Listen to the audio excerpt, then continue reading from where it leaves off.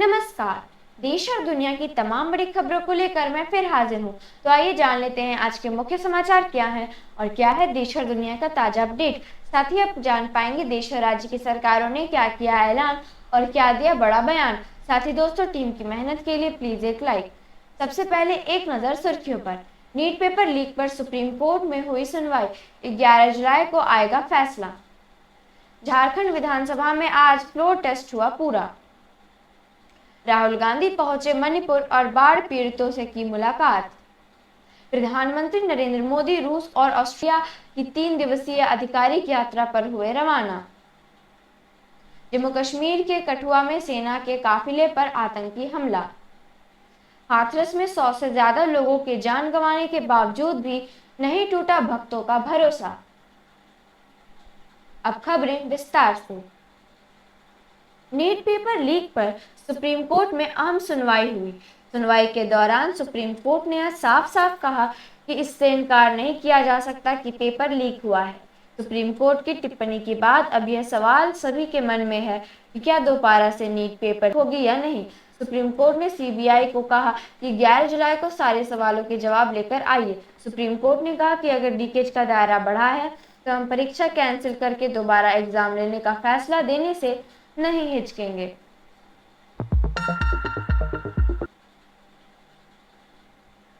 झारखंड विधानसभा में आज floor test पूरा हो गया। हेमंत सोरेन इस फ्लोर टेस्ट में पास हो गए और उन्होंने विधानसभा में बहुमत सिद्ध कर दिया। अभी हेमंत सोरेन के पास 45 विधायकों का समर्थन है। विपक्ष के पास पर्याप्त आंकड़ा नहीं है। बहुमत साबित होने के बाद कैबिनेट विस्तार भी किया गया है।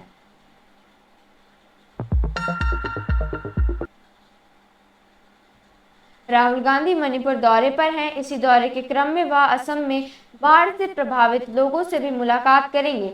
असम में करीब 22 लाख लोग बाढ़ से प्रभावित हैं। आपको बता दें कि मणिपुर में पिछले साल जातीय हिंसा भड़कने के बाद पूर्वोत्तर राज्य का यह राहुल गांधी का तीसरा दौरा होगा और विपक्ष के नेता के रूप में यह पहला दौरा होगा।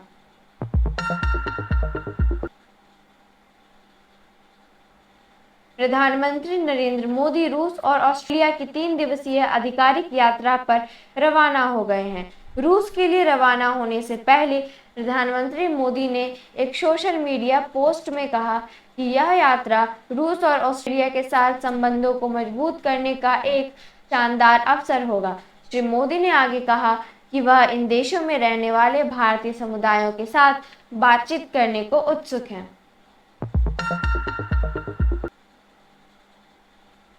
केंद्रीय संसदीय कार्य मंत्री किरण रिजिजू ने एक पोस्ट करते हुए बताया कि 2024 का बजट कब पेश किया जाएगा।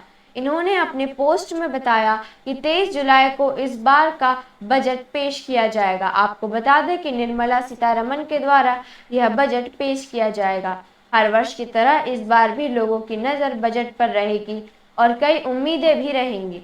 खासकर मिडिल क्लास को टैक्स में कितनी छूट दी जाती है, महिलाओं को सशक्त बनाने के लिए कौन सी नई योजना लाई जाएगी, किसान की आय को बढ़ाने के लिए कौन से उपाय किए जाएंगे और इसके साथ ही युवाओं को रोजगार देने के लिए कौन सी बातें आएंगी।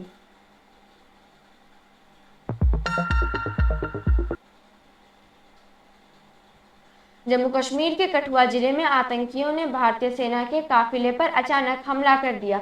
आतंकियों की फायरिंग के बाद हमारे जवानों ने भी जवाबी कार्रवाई की। दोनों ओर से फायरिंग में सेना के 2 जवान घायल हो गए। फिलहाल बड़े पैमाने पर सर्च ऑपरेशन चलाया जा रहा है। इस मामले को लेकर और अधिक जानकारी का इंतजार है। बिहार में कोसी, बागमती, गंडक, महानंदा के साथ और भी कई नदियां खतरे के निशान से ऊपर बह रही हैं। नेपाल में लगातार हो रही बारिश के कारण बिहार में बाढ़ की स्थिति गंभीर बनी हुई है, जिनसे बिहार के हालात बेहद खराब कर दिए।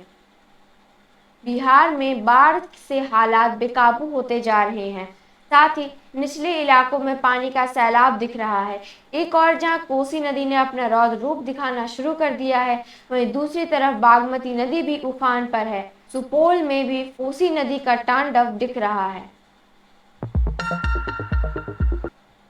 हाथरस में बाबा सूरजपाल के सत्संग में जान गंवाने के बावजूद भी कुछ भक्तों की श्रद्धा अभी भी अटूट बनी हुई है। वह बाबा को मौत का जिम्मेदार मानने के लिए तैयार नहीं है। मुंबई में पिछले 24 घंटे में हुए भारी बारिश के कारण शहर भर में हाहाकार मच गया है। पटरियों में पानी भर जाने से कई ट्रेनें भी रद्द हो गई हैं। साथ ही 50 से अधिक उड़ानें भी प्रभावित हो गई हैं। स्कूल कॉलेज को भी बंद कर दिया गया है। मुख्यमंत्री एकनाथ शिंदे ने सोमवार को लोगों से अपील की है कि जब तक जरूरी ना हो तब तक घर से बाहर ना निकलें। साथ ही उन्होंने पुलिस कमिश्नर से भी कहा कि वह किसी को समुद्र के किनारे जाने ना दें। मुंबई के वर्ली कार एक्सीडेंट के आरोपी के पिता राजेश शाह को जमानत मिल गई है। उन्हें 15,000 के मुचलके पर जमानत मिली है। वह शिवसेना के नेता हैं और उन्हें BMW hit and run case में जमानत दी गई है। आपको बता दें कि उनके बेटे मिहिर शाह ने एक 2 पहिया वाहन सवार को टक्कर मार दी थी। इस हादसे में एक महिला की मौत हो गई थी। बरसात शुरू होने के साथ एक बार फिर से सब्जियों के दाम आसमान छूने लगे हैं। इनमें प्याज, टमाटर जैसे जरूरी चीजें ने तो रसोई का पूरा बजट बिगाड़ दिया है। लोग यही सोच रहे हैं कि आखिर जरूरी सब्जियों के दाम कब कम होंगे।